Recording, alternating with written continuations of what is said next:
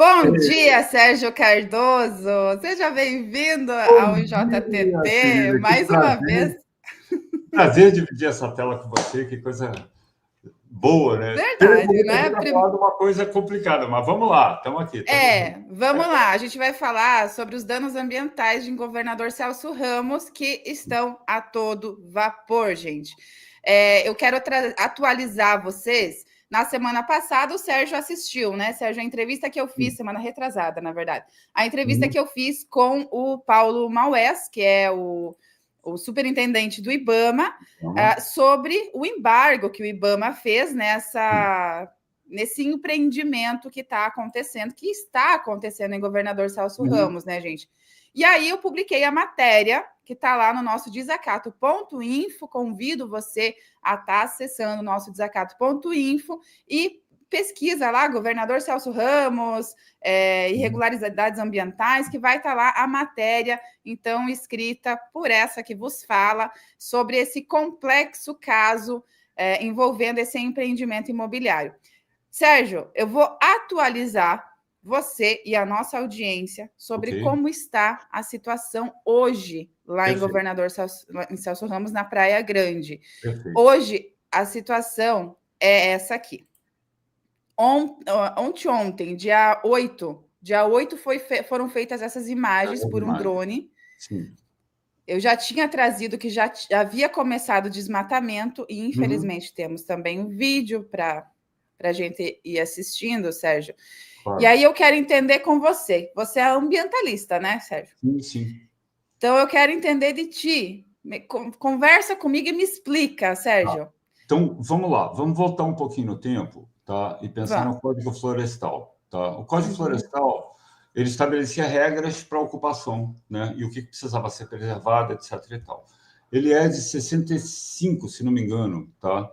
Ele foi implementado já durante o regime militar e ele oferecia uma proteção razoável aos sistemas, né? Às florestas, etc. e tal, aos nossos biomas, né? Em 2011, houve uma revisão do Código Florestal que fragilizou muito, em vários aspectos. Por quê? Havia no antigo código uma previsão de multa para quem desmatasse um terreno, para quem desobedecesse a ordem. A revisão do código, primeiro, anistiou todo mundo. Tudo que tinha sido feito até 2008, ninguém ia mais pagar multa, então era uma espécie de anistia sobre todos os crimes, o que é gravíssimo, porque isso indica que há uma impunidade sempre em curso, que a qualquer momento o Congresso pode votar e anistiar todo mundo, tá? Porém, já no novo Código Florestal, há uma obrigação, e aqui ela é muito técnica, mas que haveria necessidade de você manter uma reserva legal, a depender do tamanho da propriedade, a depender do espaço. Uma reserva legal é o quê? Uma área de preservação, preservação de uma área de mata original, seja atlântica, floresta, seja mata atlântica, seja floresta amazônica, seja o que for. Mas essa área deveria ser preservada, tá? Isso está no novo Código Florestal. De lá para cá, o que a gente vem observando é que isso não se aplica, tá? Muita gente não faz isso, não tem menor. E, bom, as discussões, eu vou até depois deixar um filme sobre o novo Código Florestal, participei de um debate no domingo sobre isso, que é muito interessante para as pessoas entenderem esse imbróglio todo.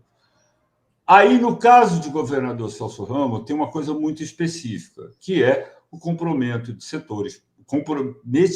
setores políticos, né, para fazer com que fossem concedidas licenças para o uso desse terreno.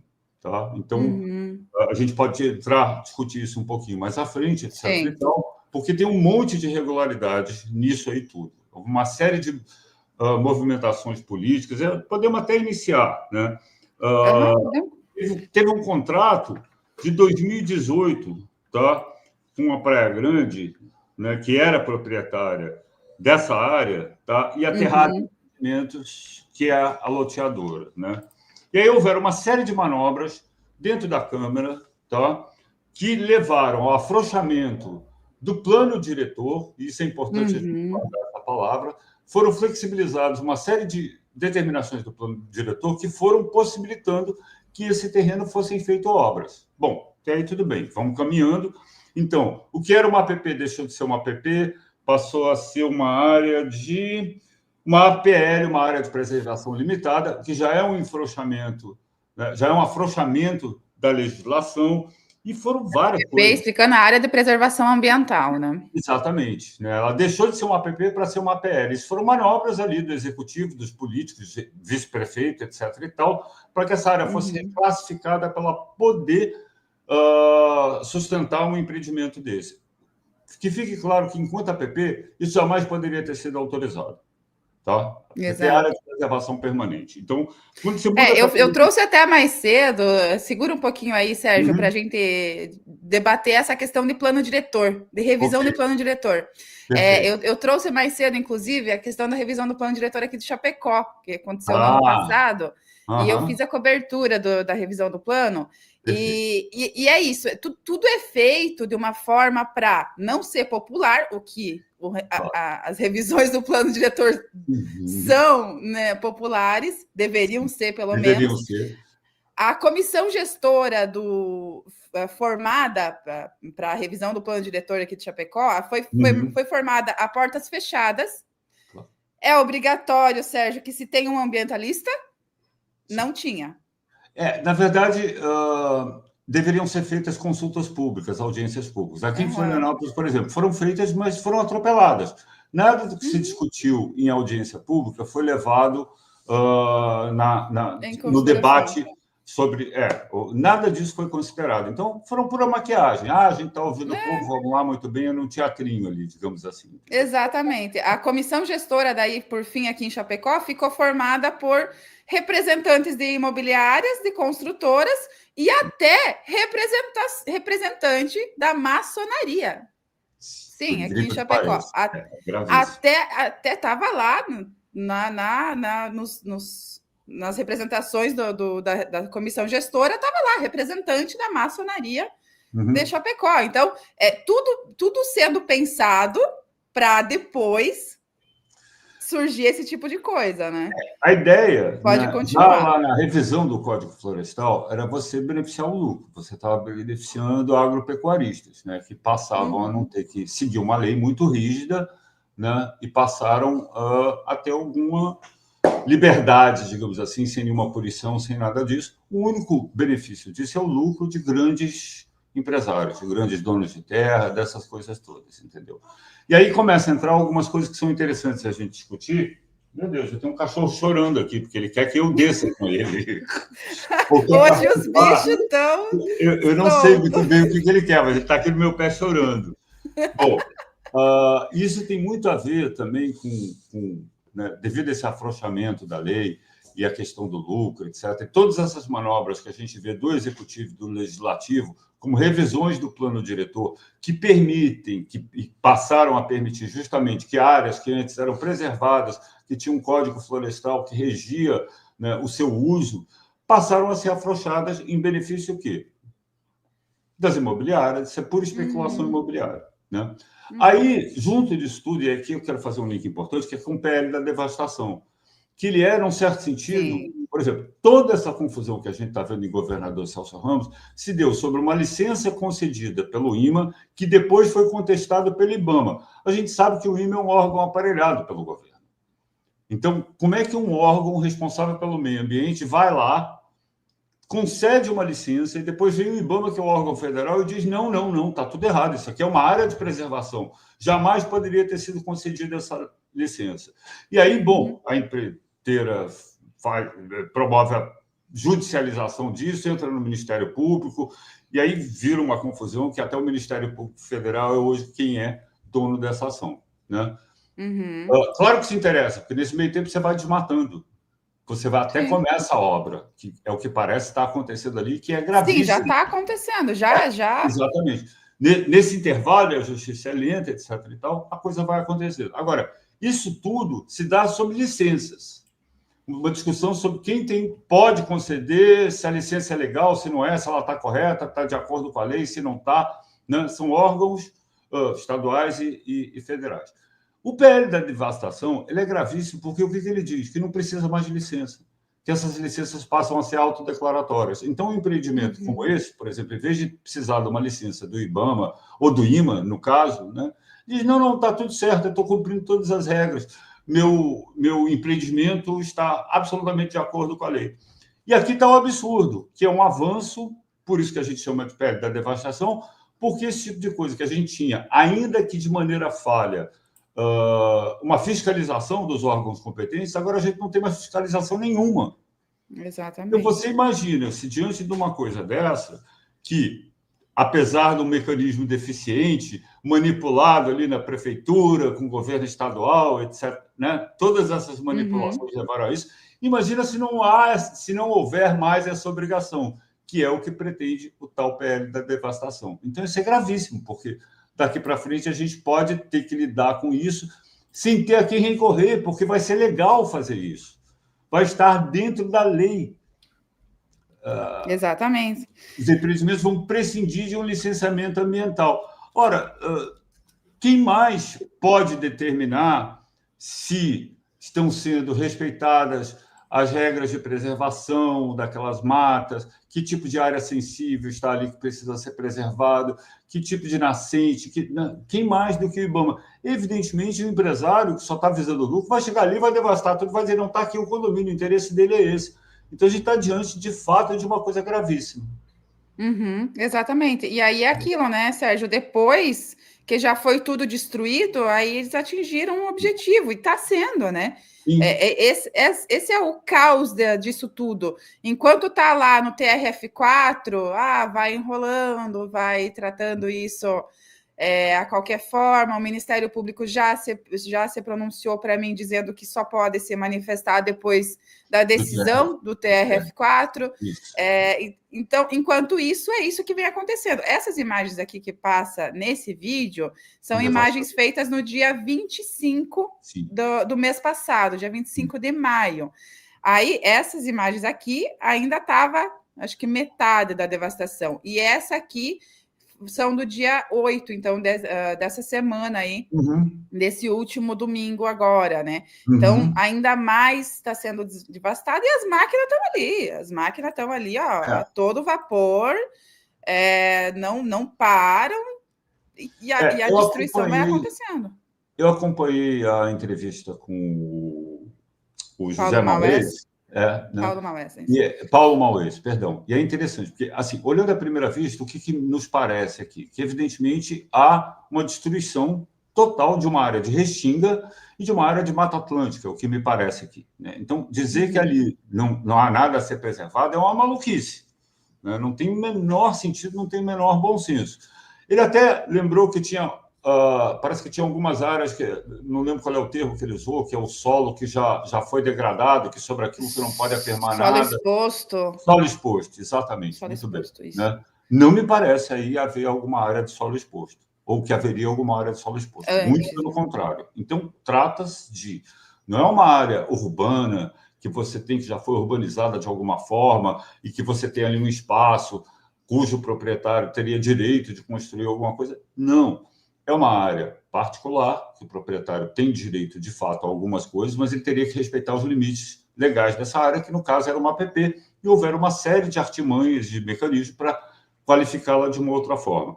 É interessante porque tudo isso resultou numa coisa que está aqui na denúncia, né, que ele diz que essa área, outra lei complementar dessa gestão, permitiu a construção de prédios com cumpra potencial construtivo, né? O que aumentou muito a população da Praia Grande. Em 5 anos, a Praia Grande, que tinha apenas 5 prédios, passou a ter 50. Isso se deu por quê? Por causa desses conchavos ali entre prefeitura, Instituto do Meio Ambiente, provavelmente foi dando licença para essas coisas.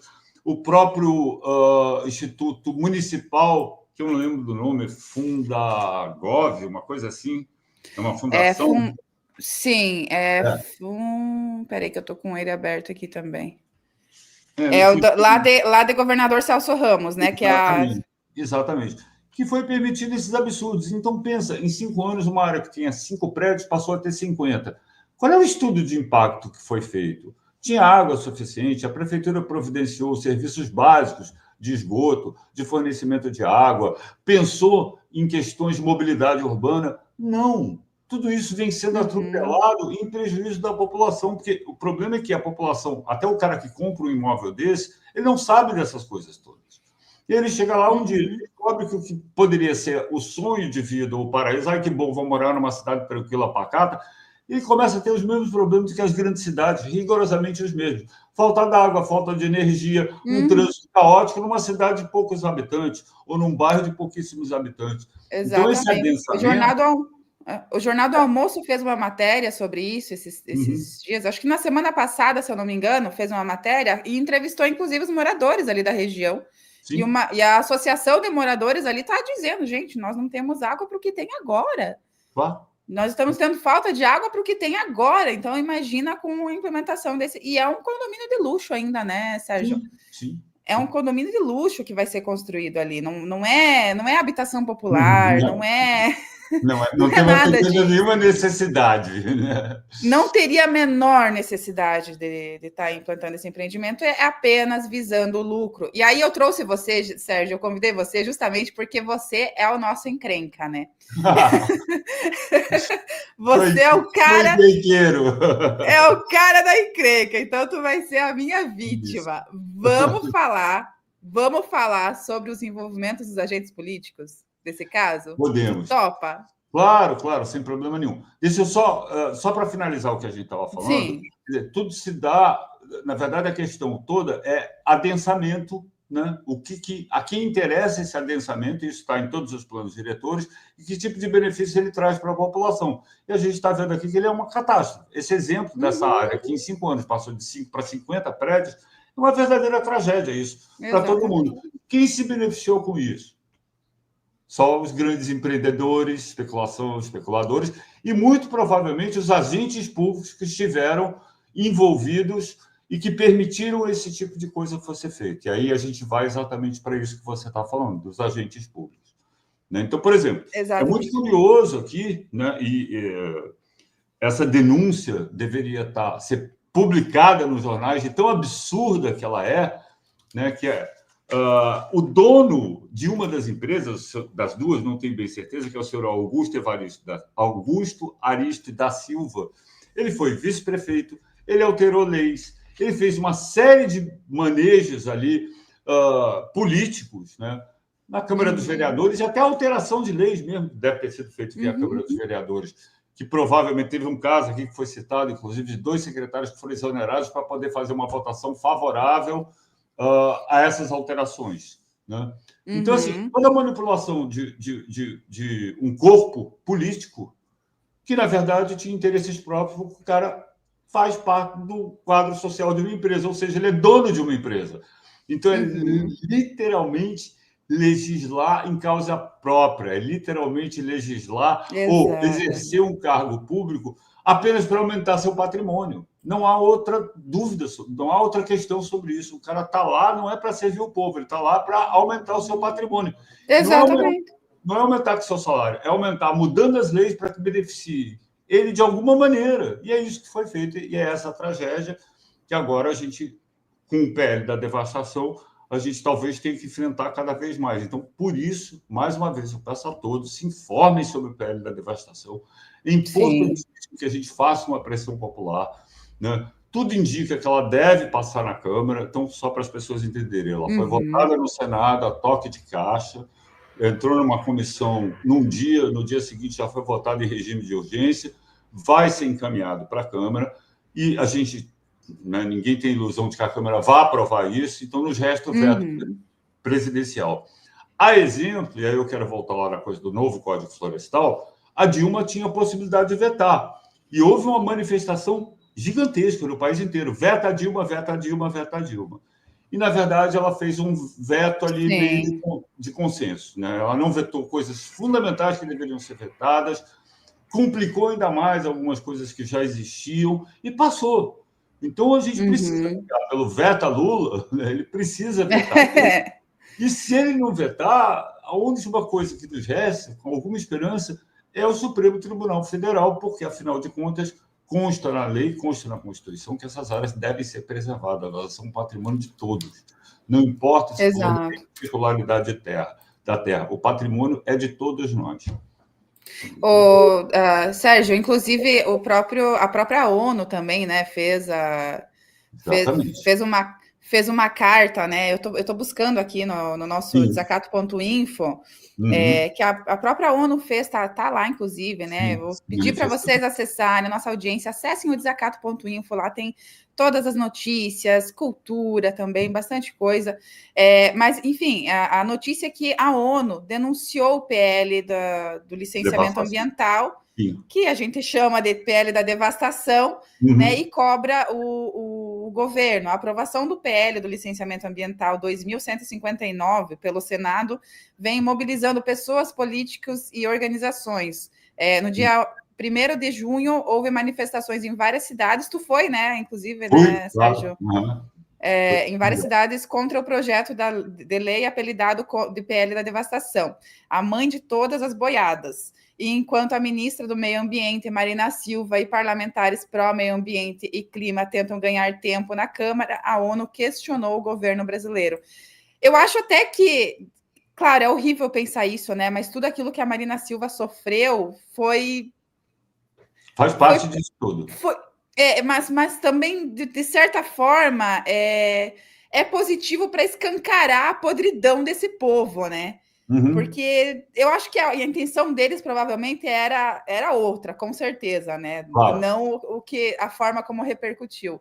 Mas escancarou a podridão, né, dessa Sim, sim. galera, né? Assim, ó, tem uma coisa que a Marina fala que eu acho muito importante, tá? Que essas pessoas estão literalmente dando um tiro no próprio pé, ou seja, matando a galinha dos seus ovos de ouro. Porque Exatamente. não só é uma busca pelo lucro, mas é uma busca pelo lucro imediato, né? Talvez por achar que daqui a pouco eles não vão poder mais lucrar. Então, parece que com tudo isso que vem acontecendo de emergência climática, os caras entraram numa assim, vamos explorar tudo o mais rápido que a gente puder, porque daqui a pouco a gente não vai ter como explorar. É Parece possível, até isso mesmo. é possível, assim, né? Às vezes tem um pouco essa sensação. Mas a Marina é muito clara, dizer, olha, a sustentabilidade é fundamental, inclusive para o negócio de vocês, porque se não houver água, não vai haver pasto, não vai haver plantações, não vai haver nada disso. Então, vocês acabarem com a água, já acabaram das suas terras, já mataram as nascentes, já fizeram tudo isso. Se a gente acabar com a água dos nossos territórios, do nosso país, do planeta, vocês não vão ter mais como produzir. A gente vai entrar não só, né, uma crise hídrica, ela pode ter consequências gravíssimas sobre a economia.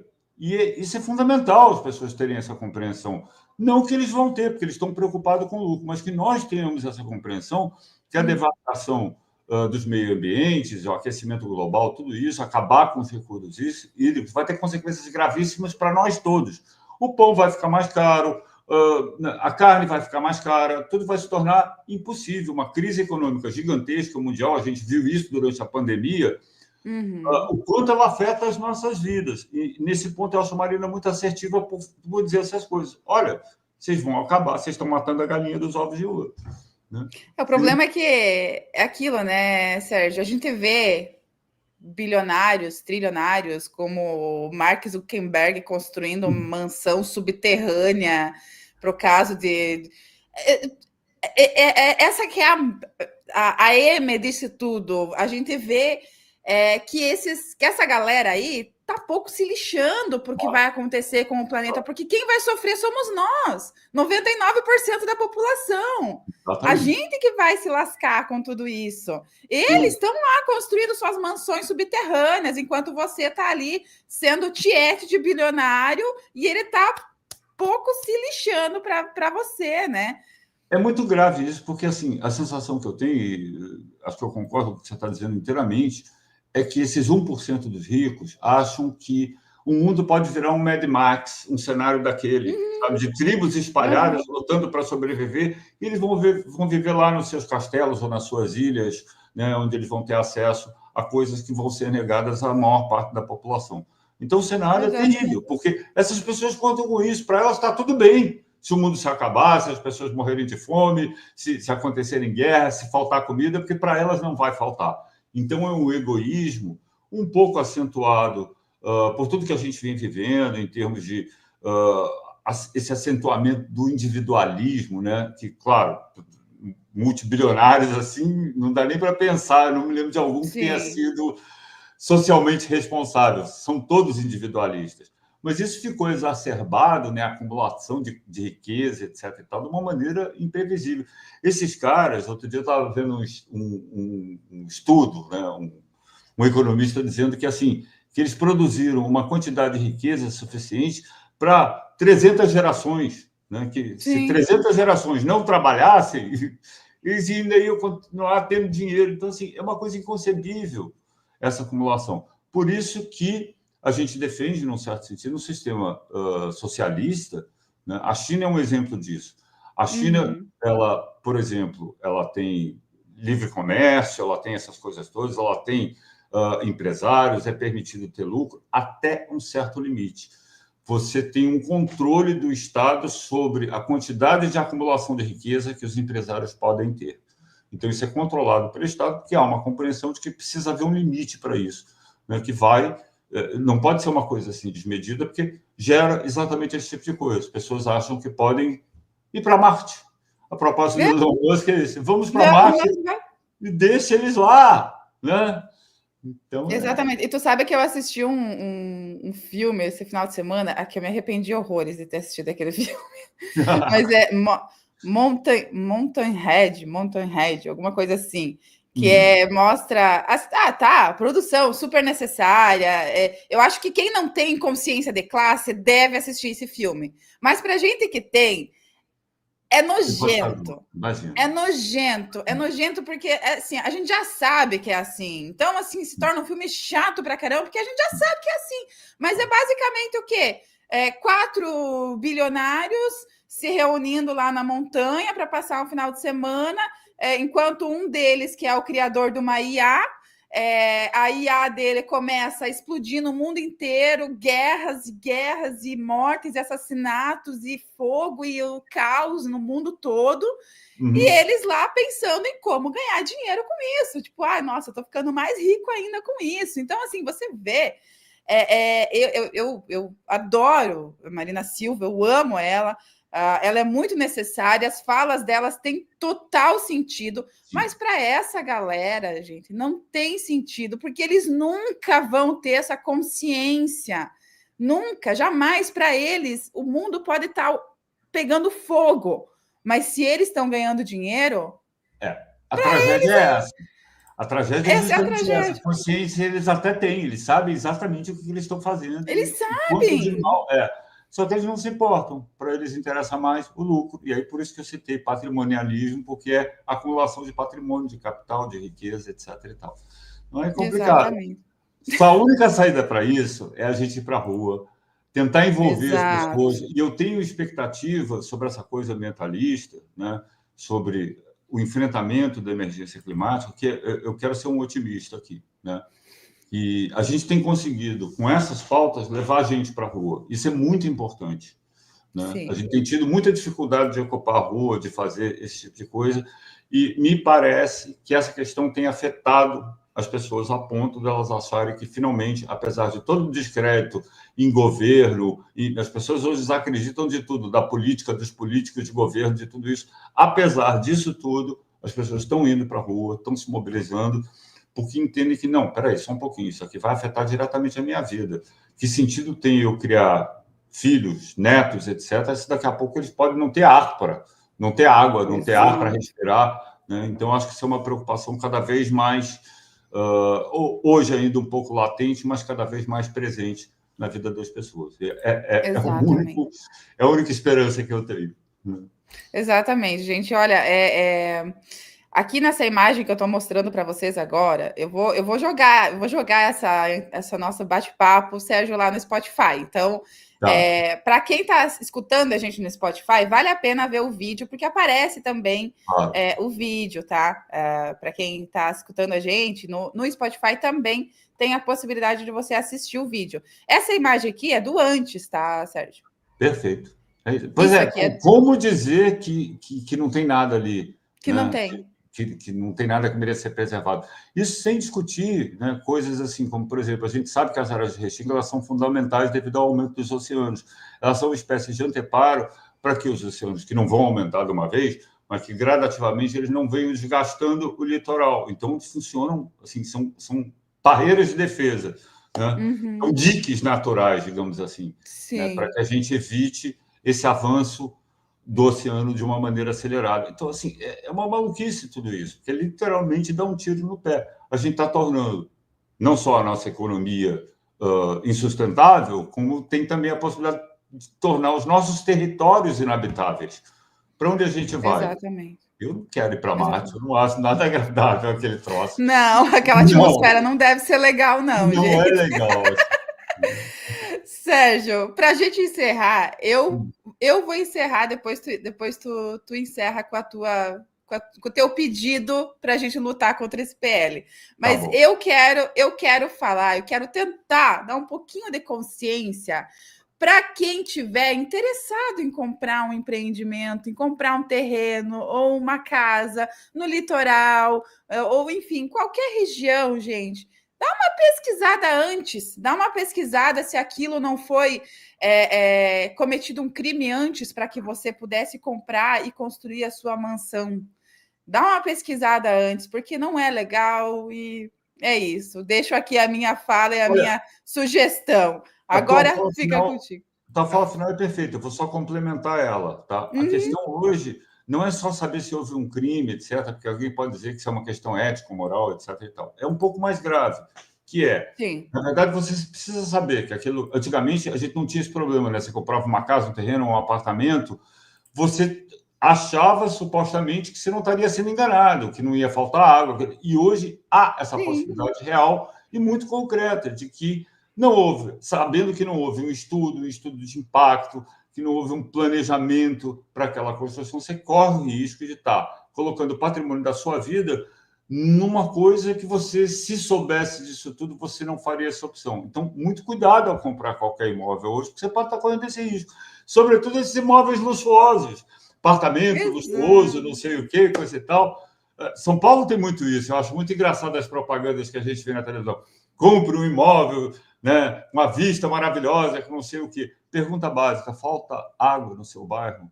Falta energia no seu bairro? Essas Energia, né? coisas a gente vai ter que deixar de partir de que elas estão estabelecidas a priori e começar a questionar elas, porque é a realidade que a gente está vivendo, infelizmente. Então, pesquise muito, porque Exatamente. é para ter um elefante atrás da orelha, como a gente diz. Exato, mas antes eu ia encerrar, mas a gente não pode encerrar sem trazer a fala da Lil também. O engraçado, por não dizer patético, é que esses avarentos acham que por acumular dinheiro vai garantir o futuro para seus filhos e netos. Como muito bem o cacique norte-americano disse, até não cortarem a última árvore, contaminarem o último rio, os capitalistas gananciosos não vão entender que o dinheiro não se come.